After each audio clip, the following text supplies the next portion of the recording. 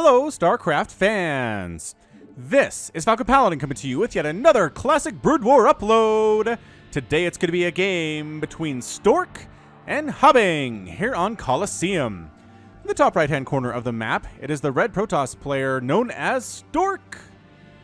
And in the bottom left-hand corner of the map, it is the green Terran player HoBBang.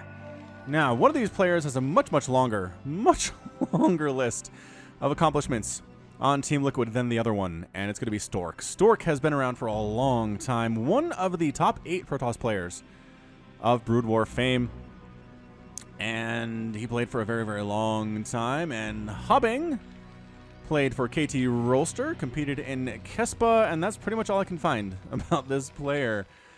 It's going to be a TVP here on Colliseum. I don't know. I kind of feel like TVP is my second favorite matchup of Brood War. ZVP or ZVT in Brood War. ZVT is amazing, but that's probably just because of Flash versus Jaedong, if I'm going to be honest with myself here. So, no, thinking about it, but let's say it is second favorite here is PVT. Let's just roll with that. They're all good. They're all really good, though. So special thanks to my screener who went to bwreplays.com, found some of the best ones for me, both remastered and Brood War. I'm just trying to get a good mix of them, you guys. I know it feels like it's a pretty even split, honestly, when it comes down to it. People that like remastered versus people that like Brood War versus people that like both of them versus people that hate both of them. I know a lot of people don't watch these at all, but it's good nostalgia.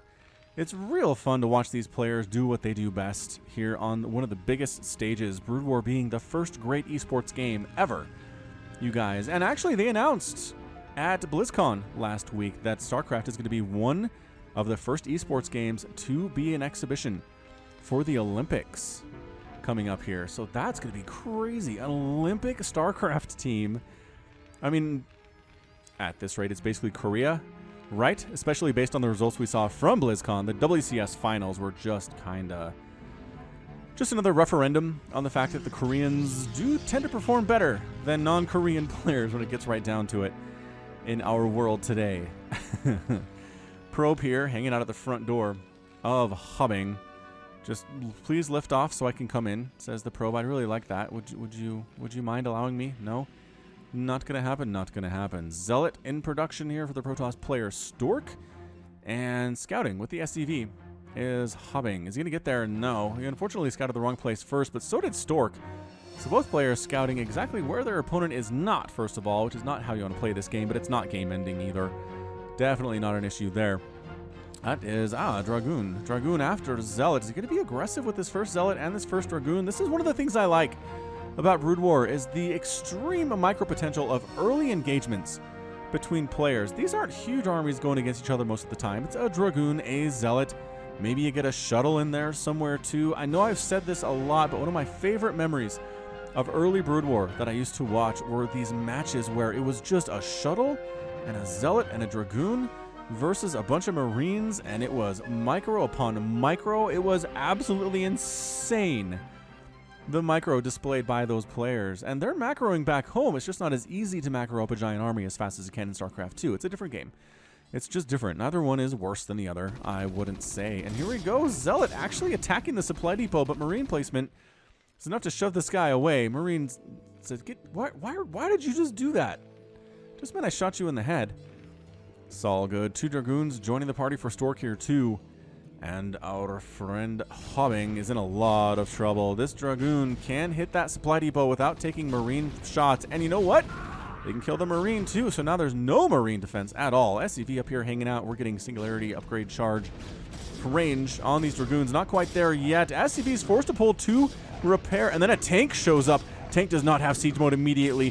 Forced to fight against this. No, Stork, don't hit the supply depot. That's what the AI does. Don't hit supply depot. Focus down SCVs. That was a bit of a misclick there by our red Terran player, but he's warping in his expansion and building his expansion as well here as HoBBang. They are safe expansions. They are very hard to access from the outside, which is why we're seeing them a little bit earlier than we do sometimes in Brood War games. Not super early. I mean, it's not like we never see it this early, especially in ZVP. We do see early upgrades early expansions rather, from Protoss quite a bit. Wait, wasn't he already getting this upgrade? That's our range upgrade for Dragoons, right? So why? I thought it looks like did he cancel and have to restart? Oh boy. Oh boy, Stork. I don't know what to tell you, man. But so far, it's a pretty passive stage of the game right now. Warping into robotics facility is Stork. Tanks, now with siege mode, upgraded here at the machine shop. More tanks here too. It's always mech. It's always mech versus Protoss in Brood War. There is just really no reason to go for bio at all. So it's going to be Dragoons, it's going to be Reavers, it's going to be things like Arbiters, Carriers maybe. We might get there to Carriers at some point, but we do also often see Goliaths coming out from a meching Terran player too. It's not all going to be tanks and Vultures, although no Vultures yet. This has been very passive play from HoBBang so far. Terran Armory under construction. It's going to allow him to get upgrades for his stuff, which is really super important to have upgrades, especially against somebody as good as Stork happens to be. Dragoon watching this back door of access into the natural base. And same thing, this engineering bay I feel like is pretty much holding the same purpose. Is he gonna... Wait, hold on a second. Is there not a back door for this position's... Okay, hold on. There's a ramp up here. I'm seeing a ramp that leads into this third base. Ah, that's the third base location. Right. Okay, so natural is safe. Third base is open, which is why we're setting up some pylons here to deal with the Vulture run-bys, which are very strong. Extraordinarily strong in this particular matchup. And really, Vultures are good anywhere, as it turns out. We see them a lot. +1 vehicle weapons being researched by the Terran player. Got a missile turret in case there's an Overseer, an Observer, or something. And again, both players just kind of chilling. Robotics support bay done. And an observatory up. So what are we going to get from this robotics facility? An observer would be real nice. He has one. It's already moving out here, as we can see across the map. Don't run into this missile turret. I beg of you to not run into this missile turret. All right, checking to see, is there a natural base? Of course there's a natural base. This is a high-level StarCraft Brood War game. And, oh, he's dodging the missile turret, too. Excellent job, Observer. You are awesome. There's a shuttle in production here for the Protoss player. And based on the fact we have the robotics support bay, getting speed for that shuttle, and I would not be surprised to see Reaver drops at some point here. Observer, 1 hit point remaining. One more shot from that missile turret, and it would have been dead. But it does manage to hang back, let those shields regenerate just a little bit. And Vulture production has begun for HoBBang, and he's going to move on out and see what he can do. Attack coming at the same time from our Protoss player. I'm always amazed at how frequently this happens. That both players move out independent of each other at the same time. Yeah, range is definitely done on those Dragoons now. The range at which they're hitting these Vultures is pretty good. They're just so fast. They are just so zippy. Can't even keep up with them with the camera. And there's 3 of them now, somehow, some way. Oh, what are these probes doing up here? Were they going to transfer? Oh, no, the probe massacre. HoBBang doing this well, losing 1 Vulture. Maybe you're going to get another probe kill and another probe kill. Ah, the way they 2-shot probes. So good, but dead now. I wish I could see worker count. I really wish that I could. The point is, though, it's a third base up for Stork, right? That's the entire point. And so even if he did lose a bunch of probes, he still has 3 base income, 3 base available income here versus 2 for HoBBang. He really should have expanded behind that, but the attack is coming regardless from Stork. He needs to have his tank count up. He's got 2, 3, 4 of them. Not necessarily in places in which to hit that well. Yeah, checking to see, is there a third base from HoBBang? The answer is no. No third base at all. And just kind of chilling here at where the third base should be.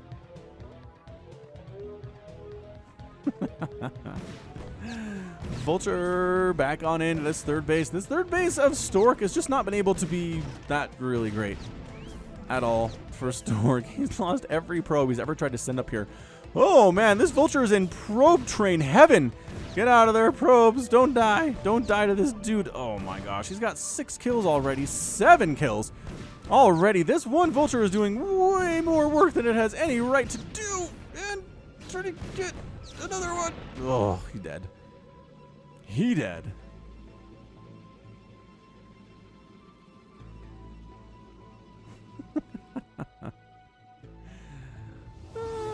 here it is. Here's our Reaver drops. Ooh, one of the best parts of Brood War, honestly, is the Reaver drop. So many tanks up. For HoBBang, though, I don't know that these Dragoons can really do anything they want to do with that many tanks around. You want to do things like Zealot drops on top of these guys and kill them. There are no, just tank, right? Tank, Vulture, no Goliaths yet. No real need for them at this point. And evacuating the premises is Stork, taking that tank fire and retreating as far away as he can. Just going to go ahead and throw up another Nexus. No big deal. Going to get a 4th Nexus up here before my Terran opponent gets his 3rd base landed. And it is landing. Mind you, it is done. And is landing right in this 3rd base location, just extremely slowly. Boah. Boah. That's the sound it makes as it flies around, is boah.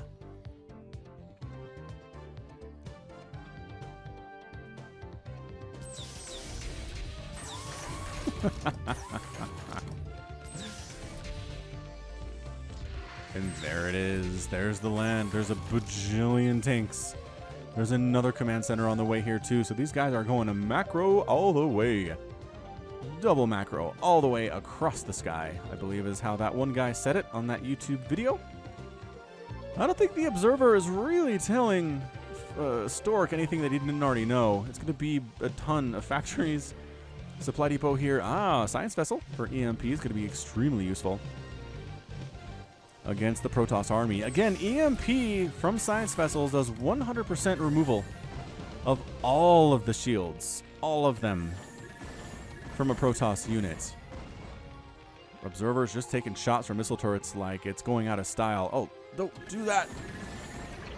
Man, that missile turret pilot, very pleased with himself. He immediately kills an opponent as soon as he's created. Dun, dun, dun. Ooh, here we go. Reaver drop. Sneak down this left side. Missile turrets wonderfully placed by HoBBang there. Just gorgeous placement. You're not dropping anything down in this base. Not along that left side anyway. Not along the top side either, because there are still missile turrets here too. Pretty fantastic. But this 4th base is done for Stork. 3rd base, happy and running for HoBBang, and going to land his 4th base here too. So we're going to have 4 base versus 4 base. And sure, Stork's was faster. But I mean, we might get our first, is it going to be our first double maxed out army? 164 supply, 171 for the Protoss, and 144 for the Terran. If this keeps up, that's what this could be, is the first maxed out versus maxed out game we've seen. Arbiter's out. Arbiter. I can't do the Arbiter voice. It's difficult. It's real difficult to do here. All right, so our friends, the Dragoons, heading on down. They got +1 attack. Getting rid of these Spider Mines. Get out of here, Spider Mines. No one likes your style. Leave our stuff alone. Somebody did clarify from my last week cast that Spider Mines do not one-shot Dragoons. They two-shot them. They leave them with very few hit points, but they're not dead. Shuttle joining the party, and this Dragoon clearing party is going pretty well. I'd say it's going pretty well for Stork. He's expanding top left. He's expanding bottom right. He's basically arguing that the Terran player, well, can't handle him, is what he's doing here. So many tanks at this 4th base location, though. Dragoons retreating for their lives from them tanks. How do Vultures keep getting up here? Vultures doing some pretty decent micro, killing more of these probes. Trying to get through this here pylon wall, which good luck with that, good sir. Never ever going to happen.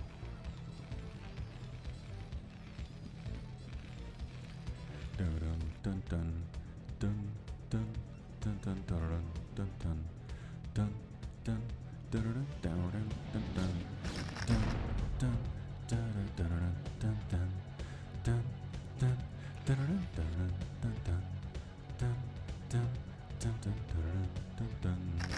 that's best music. StarCraft music is good. Actually, pretty much all Blizzard music is good. Blizzard music and animations, wonderful. All the way around. Spider-Man gets picked out of the ground. Well, not out of the ground. It comes out of the ground and then immediately dies here. Dragoon's just trying to clear these minefields as best they can. It does slow down the progress of the Protoss army, which is, I think, is their main purpose, and maybe to catch some units unawares. Another way to do it here. These Vultures are sitting on a +2 attack upgrade. Spider-Mines do benefit from that damage too, which is kind of impressive. And Dragoon's just swimming around. Is he going to... Oh, man. Does he know about this base down here? He does now.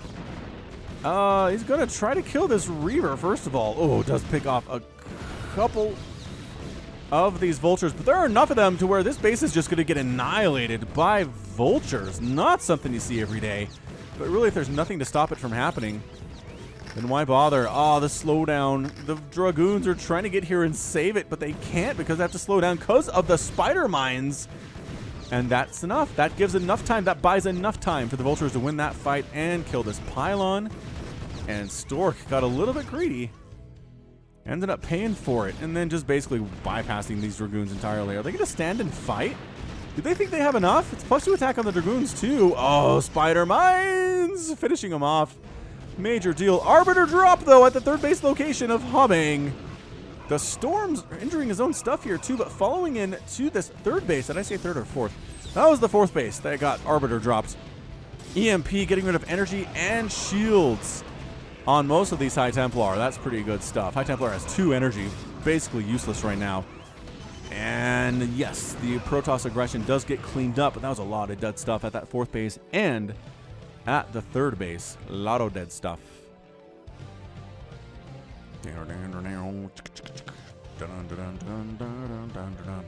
Okay, let's take a look. Take stock. 184 supply for the Terran player.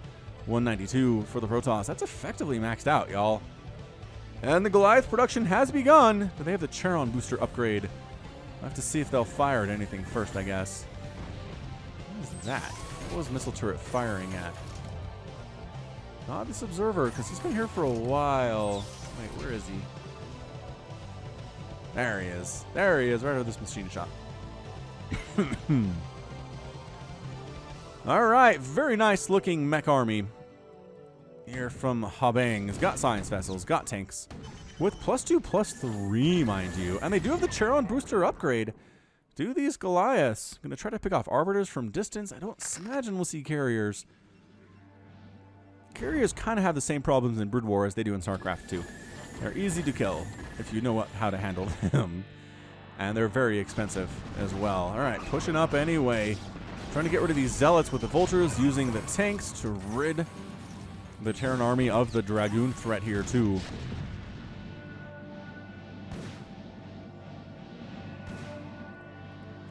Science vessels. Just kind of hanging out, trying to EMP stuff from what it looks like here. Can they EMP the Arbiter? I don't think they can. Detection's good here, too. The Cloak's a major problem. Attack. This siege tank ball is insane. Do not attack into this. And yeah, it's lost some Dragoons, but retreated from there. The good news generally being that siege tanks cannot chase you. They hit super hard, but they can't chase you, so you need to pull back. This attack is actually looking very, very strong for HoBBang here. What is this? There's still stuff going on. Is this another Arbiter drop? Possibly a shuttle drop down left. This is going to turn into a base race type scenario. It seems like this Dragoon is just trying to kill some tanks by himself down in the bottom left-hand corner. Not going to happen. It looks like the Protoss aggression has been cleaned up, but the Terran aggression is not over yet. Fourth base done from unsieged tanks. Is it? No. Don't go back home. EMPing this Arbiter, so it has 0 energy. Can't throw down stasis field, can't recall, can't do any of that fun stuff that Arbiters can do. Can still cloak, though, because that's not energy. Yeah, I think we're base racing it. I think HoBBang says, you know what? I got this thing. I got this. I'm going to destroy all the mining bases of Stork, and then if he wants to try to base race me, he can. Doesn't really have much by way of anti-air. It does have Arbiters. They can hit buildings. Right? No, they can't. Can they? Can they? I think they can. I think they can hit flying stuff. Oh, I'm trying to remember. Dark Archons!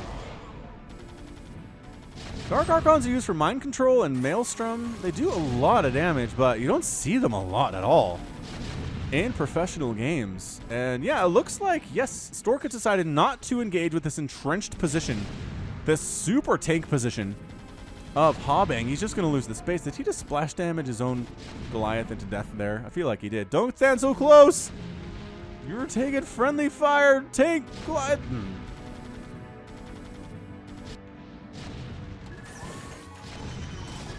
All right, Arbiters trying to drop stuff here. Trying to provide cloak, but too many missile turrets.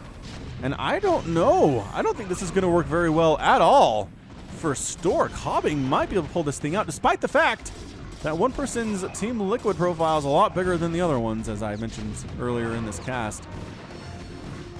There's the detection needed. Tanks are now able to fire. Are there enough tanks remaining, though? This is not a huge army. It's actually forcing HoBBang to come all the way back home.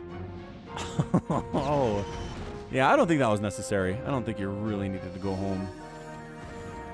Dun, dun, dun, dun, dun, dun. Trying to expand out on this right side. Is Stork. He's trying to expand on the right side. As it turns out, Science Vessel's getting picked out of the sky. Storm on top of these tanks from High Templar. They don't do a ton of damage, but wow. Okay, they do a ton of damage. They don't exactly one-shot anything, but they do a ton of damage. We'll give them that. This game getting a little bit nuts right now. SCVs are heading down to sea. We got a base right here, didn't we? No? No, we did not. Oh, don't let that finish, Stork. Don't let that finish. Oh, he's going to let it finish. Ain't you going to let it finish? And now it's dead. Land command center. Land command center. We just have skirmishes all over the middle of the map right now. Single Goliath, very bravely, dies for no reason. Tanks, Vulture setting up those spider mines and shoving away Stork. It's 120 supply for the Protoss player compared to 129 for the Terran. HoBBang. Zealots right on top of these tanks, taking damage from Vulture, taking damage from other tanks, which is exactly kind of the idea.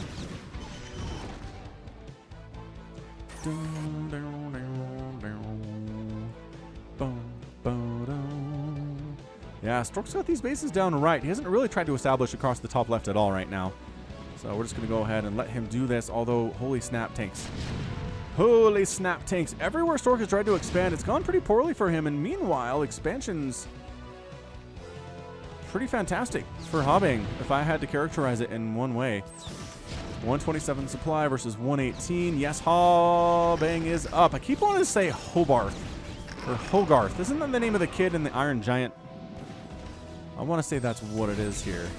Tanks setting up in siege mode. Vulture's trying to kill stuff here too. This base of Storks is under a lot of trouble. These tanks are not firing. Come on, tanks. You need to move in range here. That's something I learned playing the campaign. All right. I guess if you're just going to get destroyed here by these Arbiters, because there's really no anti-air here whatsoever. Where are your Goliaths? Here they are. Fully upgraded Goliaths, man. Pretty scary stuff. And there's the stasis, oh, what's it called? Stasis field? I want it to be called Stasis field. Does trap a lot of these tanks in here. There's nowhere to go for them for a while, but if Stork loses this base, really don't like his chances in this game, actually.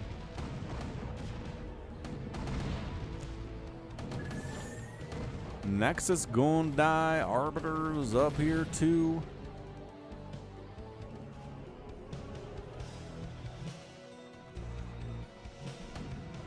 Tank is going to get rid of one of these bases along the right side unless the probes fight, and I don't think that's a great idea, probes. You're going to get two-shot by this tank.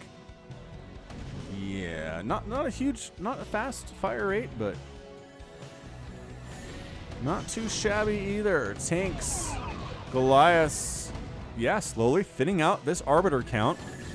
Slowly getting rid of the Dragoons too. Another Arbiter does actually manage to escape with its life right now, continuing to push on up. It is very suddenly 152 to 68 total supply. I think HoBBang has this thing. Hobarth is going to be your winner. Not even really bothering to micro that much is Stork, and the Terran player is going to be your victor today. I just don't see any other way around it. Gonna lose another base is Stork. Oh, the tank's gone somehow, but this Vulture fighting real hard to get rid of this thing. And that's it. I wish I had a units tab, because I'm pretty sure what we would see from Stork is nothing, man. I don't see any attacking units from him at all. There's a shuttle. Nothing in it. That doesn't count. Observer, probes. Oh, there's a storm. Somebody's got a storm. Oh, trying to turn themselves into an Archon, the High Templar, and that's it. Stork is out. And HoBBang is your victor. 25 minutes and 6 seconds was this game. Nice little comeback there from HoBBang. Didn't honestly not expect him to be able to win this one. But he pulled it out against a much more renowned player, which is exactly why we play these games. Which is exactly why the favorites, we don't just say, oh, this person's the favorite and let them move in, right? We just don't. It's just a terrible idea because stuff like this happens. All right, so that's going to be it from me. This has been Falcon Paladin coming to you with yet another StarCraft Brood War Classic upload. Go ahead and hit that like button. Hit that subscribe if you like what you saw and what you heard today. You can also catch me on Twitter, Facebook, and Patreon, all at /Falcon Paladin. And until next time, as always, thank you so much for watching, and you take care of yourself.